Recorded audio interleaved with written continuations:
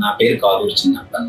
నేను మాజీ TTD chairman మరియు ప్రస్తుత రాజ్యసభ ఎంపీ వైవి సుబ్బారెడ్డి గారి దగ్గర గతంలో 2015 నుంచి 2019 మధ్యలో ఆయన ఒంగోలు పార్లమెంట్ సభ్యులుగా ఉన్న సమయంలో నేను ఆయన వ్యక్తిగత కార్యదర్శిగా ఢిల్లీలో విధులు నిర్వర్తించాను. వైఎస్ఆర్సీపీ ప్రభుత్వ అధికారంలోకి వచ్చిన తర్వాత నన్ను ఆంధ్రప్రదేశ్ ప్రభుత్వం వారు స్పెషల్ లైజన్ ఆఫీసర్ గా ఆంధ్రప్రదేశ్ భవన్ లో అపాయింట్ చేశారు. అపాయింట్ చేసిన తదుపరి నేను ఆంధ్రప్రదేశ్ భవన్ లో విధులు నిర్వర్తిస్తూ ఉన్నాను.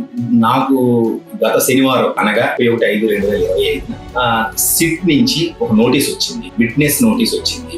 మీరు 2/6/2025 మీరు సిట్ ఆఫీస్ లో అటెండ్ అవ్వమని వచ్చిన తదుపరి నేను అటెండ్ అయ్యాను. వాళ్ళు అడిగే అన్ని క్వశ్చన్లకి నేను ఆన్సర్ చేస్తూనే ఉన్నాను. నాకు సంబంధం ఉన్నట్లకి నాకు సంబంధం లేనట్లుగా అన్ని క్వశ్చన్లకి ఆన్సర్ చేస్తున్నాను. నిన్న అనగా 3/6/2024 ఒక వీడియో స్టేట్మెంట్ నాతో బలవంతంగా వీడియోని 6 సార్లు డిలీట్ చేసి వాళ్ళకి కావాల్సిన విధంగా రికార్డ్ చేసి డిలీట్ చేసి వాళ్ళే రాసి నాతో బలవంతంగా చెప్పించారు. ఈ ఎంక్వైరీ మొత్తంలో సిబిఐ పాత్ర కంటే ఏపీ పోలీసులు అత్యుత్సాహంతో నాతో బలవంతంగా మాజీ టీటీడీ చైర్మన్ వైవి సుబ్బారెడ్డి గారి పేరు మరియు మాజీ ఈఓ ధర్మారెడ్డి గారి పేరు చెప్పించి స్టేట్మెంట్ రాయించుకోవాలనే ప్రయత్నం అనువనువుగా కనిపిస్తుంది. కనిపించడమే కాకుండా అందరూ ఏపీ పోలీసులు అందరూ నా చుట్టుముట్టి నువ్వు మా టార్గెట్ కాదు, మా